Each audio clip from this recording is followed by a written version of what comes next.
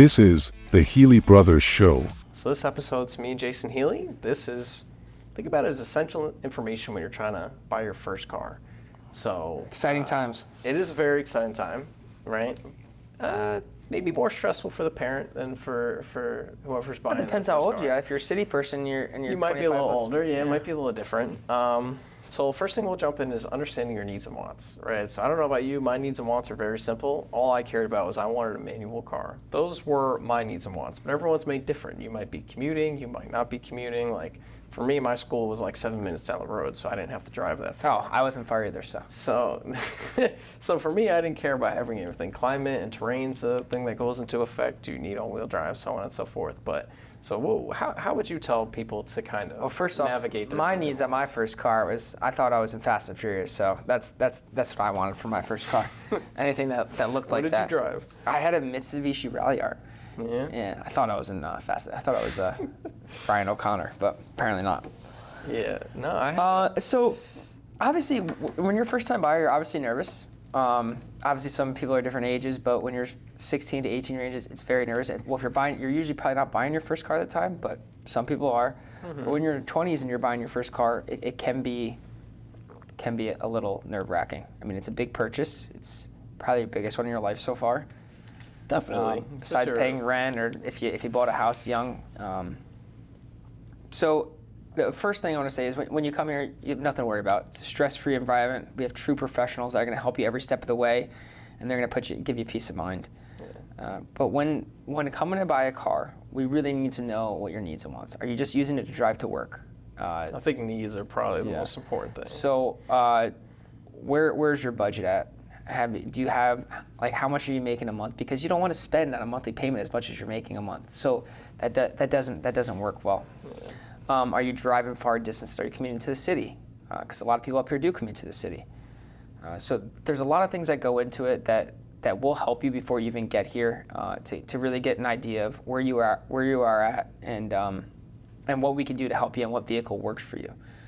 So that's really important, knowing what you can spend on the vehicle, what do you need it for, and then we kind of go from there and figure it out. Yeah, I think one need that can't be underestimated because of where we live is, are you, what they use during COVID, an essential worker, right? Yeah. Now, I think of that for the winter time, right? Do you have to drive in the snow? Exactly. Right? When you live down south, you can basically buy whatever you want. You don't have to worry about, do I need all-wheel drive? Do I have to switch to snow tires and so on and so forth? I didn't care about this so much when I bought my first car because if it snowed, school was not in session and I would go to work with my dad because he owned a Suburban, so I didn't need an all-wheel drive car. But if you need that, that's something you got to take into account. So budgeting, do you commute? And for me, it's like, do you have to drive in the snow? Like for me, those are needs that obviously I think you should all think we got to really know what you do for a living, what you're doing for work, how often you need your vehicle. Like those are all questions we're going to ask when you're coming in. It's your first time, and we're going to walk you through it. We're going to make it super easy for you to understand and like I said, make sure it's right for you. Yeah, the sales team will help you. Yeah, I mean, if you don't know them when you come in, they'll help you figure them out. Those guys are at all their stars. They're phenomenal. They make it so easy. You have nothing to worry about. Yeah, and then there's wants, right? So I got a couple lists down here, is like preferred car features, right? Like before we start Yeah, filming. we can't get too greedy with these though. I had to have a manual buyer. car. That was out of everything, that was my preferred car feature. Color didn't matter, like the interior, like I just wanted a manual car. So I had like I don't know, 2002 BMW. Oh, so fun. Like 323 Ci or something. That thing didn't last very long though. May have crashed at branded models. You know, some people like specific branded models. Some people dislike specific branded models. And then some people want a red car, or some people want. Yeah. But those are your wants. So they're a little different than needs. Yeah. You have to be able to budge on wants. So on wants, you have to, like you said, you have to be able to budge. You have to be realistic. You are a first-time buyer. You're probably just establishing credit if you're really young too. So wants are great, and we're going to try to make it happen for you. But we got to find first the right car that gets you your needs first of Wants how to come get through your after. daily life. That's what's important. Wants are phenomenal. But like even with the people that have bought multiple cars, they go through this. People want sometimes, and that's phenomenal. We want to try to make it happen. We'll do our best too, but we have to be realistic with it. We have to see where your budget is and make sure the needs are handled first, because that isn't obviously a necessity, and you really need this car to do life every day. So once we get that handled, then we can work with the wants and see where we stand. Yeah, I mean, I got a perfect example of me with needs and wants with my current car. I won't mention the name, but I want it to be a dual motor. It's not allowed. Long range. A want of mine was I originally wanted it to be a 2021 so I could have the black trim, like around the windows and stuff.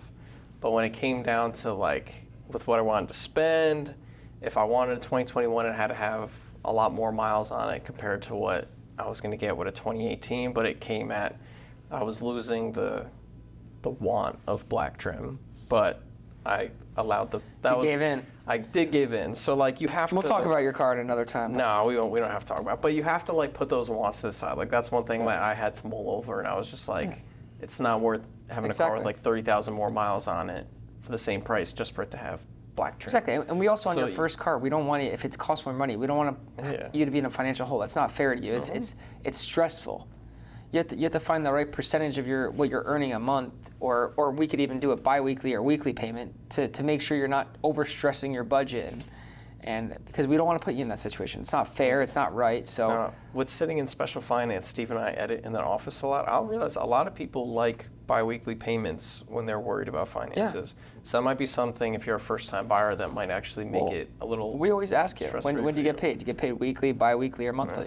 A lot of people get paid weekly, so they're like, "Oh, that makes sense. I'll just take $50 out or $100 out of my paycheck." Whatever it is, yeah. Then you can kind of balance your account a lot easier that way, and especially for someone young, it really helps them understand what's going on and how to pay down a car and keeping track of your financials. Yeah. So we can go into the next thing, which is budgeting for it. I think this is a good segue, right? Yep. First one we have here is setting a realistic budget. You know, I can't come in here today and say I want that $95,000 Suburban sitting out front of PK Chevy with Expel wrap on it.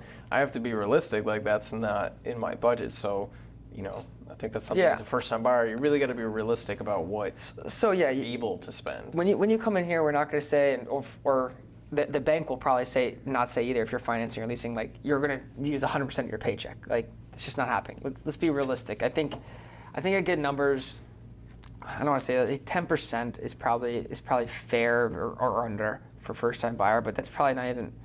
I think that's being probably you want to be smart because you still have to live, food. You still have to be able to enjoy life, and if you're all tied up in a car payment, like you're not enjoying not life, fun. and you're also not eating. So being realistic, and we'll help you set because we'll get your income, we'll know all that as well, and we'll help you set that right kind of standard of where you should probably be with the payment.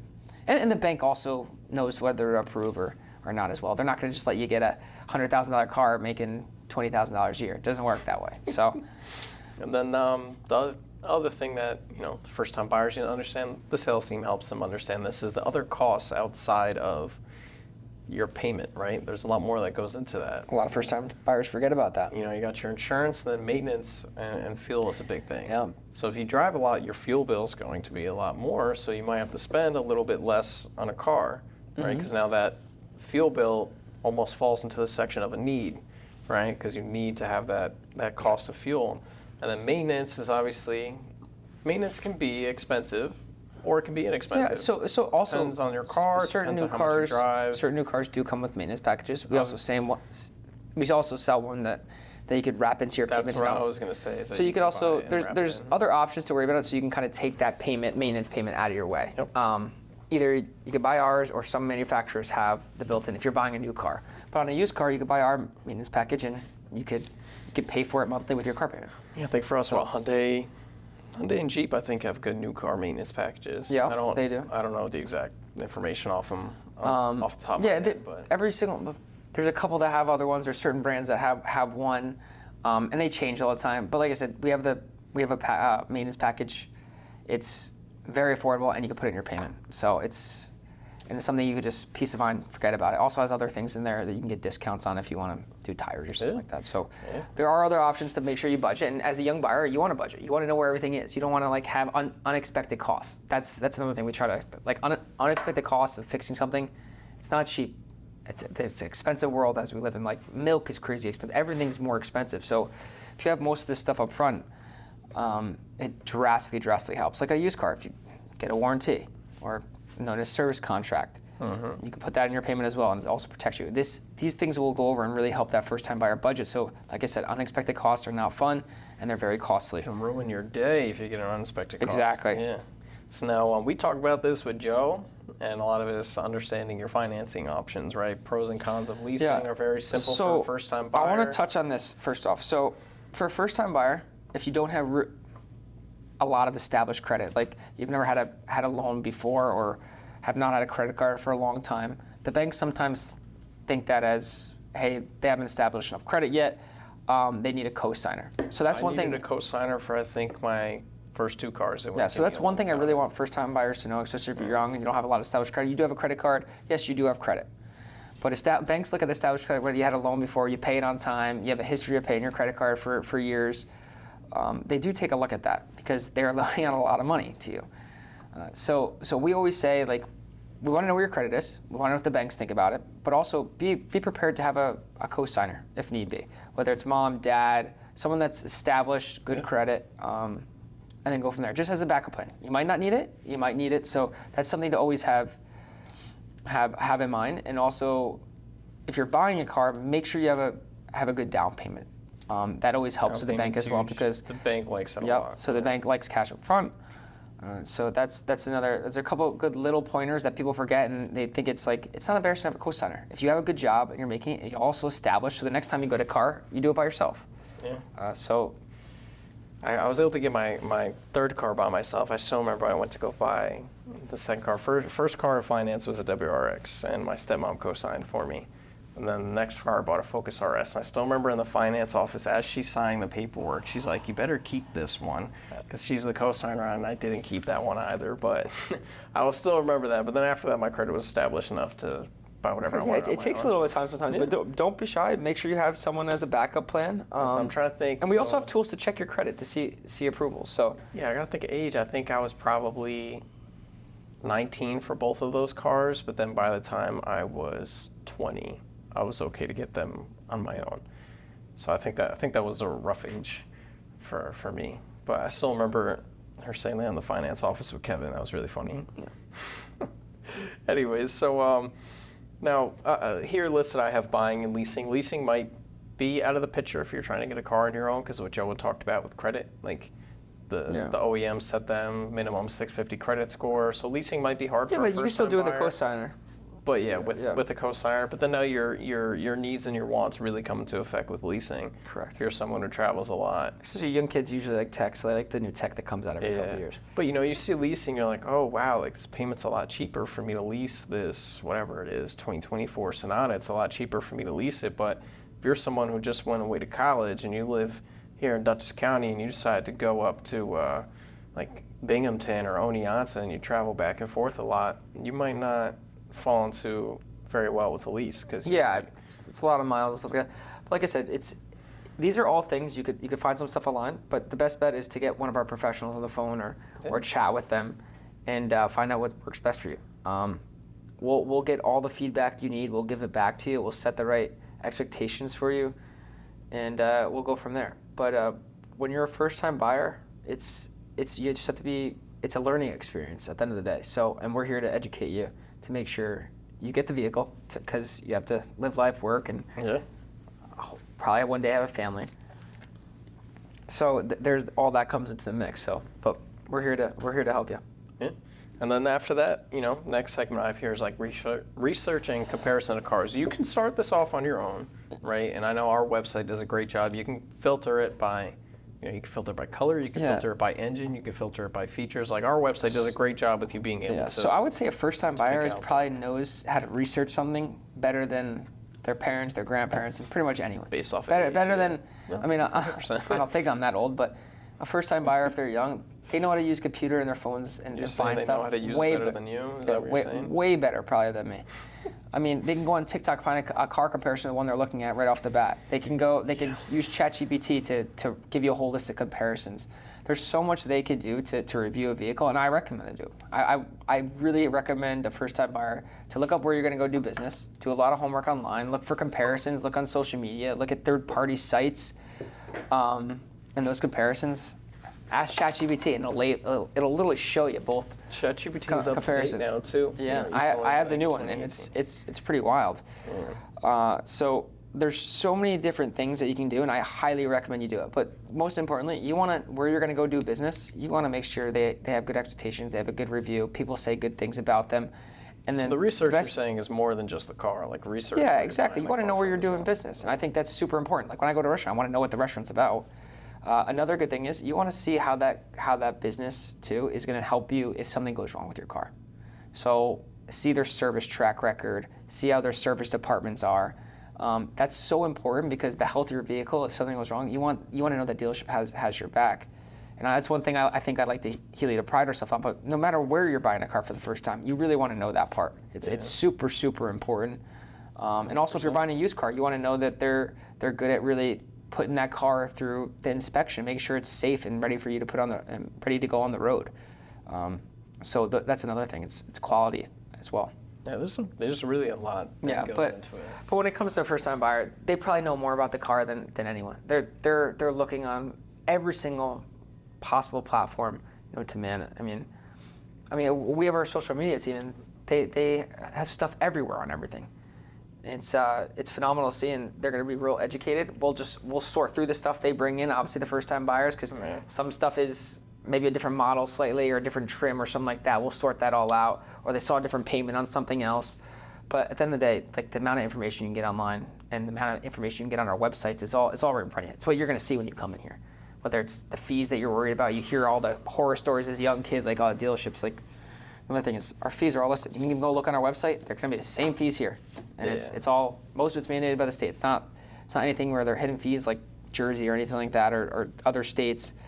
But it's all up front. We show it all you, and especially when you're finally buying the car, our finance managers will go over every single thing that you're signing and really explain it to you, to make sure you explain it, not just signing your life away. They want you to know everything about. Talk about was the actual purchase process, because there's a lot that goes into it that you don't expect until you get into the finance office. I promise you, I know at Healey, I'm not sure about the dealers, they'll go over every single document with you. They won't make you feel overwhelmed or anything with signing, because you are signing a lot of documentation, but they'll explain everything. They'll explain your rate if you're financing, your lease contracts, if you bought aftermarket products. They will go over everything you're signing and make it as underwhelming as possible for you, so you really understand what you just did, especially for a first-time buyer. It's nerve-wracking, but peace of mind is here at Healey, and that's how all dealerships should be. Now, if you want to name off when they're obviously what they need to bring in, what documents do they actually need? I mean, first-time buyer, that you obviously need your ID. It's very important. We got to find insurance for you, but you're not going to have that document. I mean, proof of income is probably a good one. Oh, it is a good one. Let's see. We can probably. Yeah. You need proof of income, but the bank's gonna run your credit too. But you probably need a pay stub, a proof of income too if you're a first-time buyer. And your ID. Am I missing anything? I think it's pretty. Just know your social it's pretty security simple. number. You just gotta know your social. You don't have to bring in the thing. So I'm thinking about how me. I don't mind personally. Mine's in the system. Bring in your ID. So your information. I mean, possibly bank statements. And also, so depending on bank statements, they might need it. But all these kids too, they have their cell phone. Everything's on there. So just come with your cell phone, and I'm sure all your information's on there. What insurance company do you have? Me, I use Travelers right now. Oh, I was gonna say, I can even have my insurance card for Progressive in my Apple Wallet. Yeah, they all do that now. I didn't know this until Jesus, you're getting too old this now. Past year. Yeah, so I mean, at the end of the day, all your information, all of mine is in here. So your ID and all that stuff. That's really what we need, and you can just list them on there if I missed something on the screen. I think but also, yeah, I mean, they're not trading in a vehicle or anything like that. But it's trading a vehicle, they need the title, all that stuff. And so forth. But our team, when you call in, or if you call and talk to someone, we call you back. We'll give you a list of everything you need. We'll probably tell you, here's a credit form if you want a pre-qualification form, just so you know where you stand out if you need a co-signer. So those little things, we'll completely make it as easy before you even come in. We're not going to waste your time, and we're very time. I know people are time sensitive, especially the younger generation. Yeah. So they gotta get we'll make sure you have everything before you come here.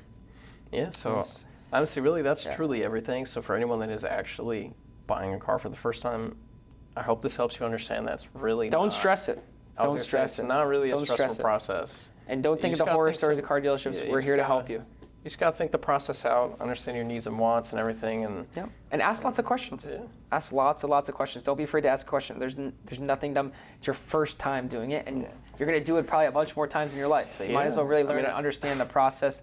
And the process is going to be great for you. You're going to really enjoy it. And plus, you get a brand new car at the end of it. yeah. And you I get can that be fun honest. The with it. process for me is always a little different working for the company. Yeah. You know. I don't know if I don't know if I have a process, but It's always been a little but different. I'm telling you, it's going to be enjoyable. They're going to explain everything to you. You're going to learn a lot. It's going to be a big moment in your life, a fun moment in your life too, because there's nothing better than getting your first car. I mean, at least I don't think I'm a car lover. And I was when I got my first car. I still it was miss like that thing. I miss my first car. Out of all the cars I own, yeah. I So miss it's a lot of fun. Thank you for tuning in. Don't forget to like, comment, hit that subscribe button, and follow us at Healey Brothers on all social platforms.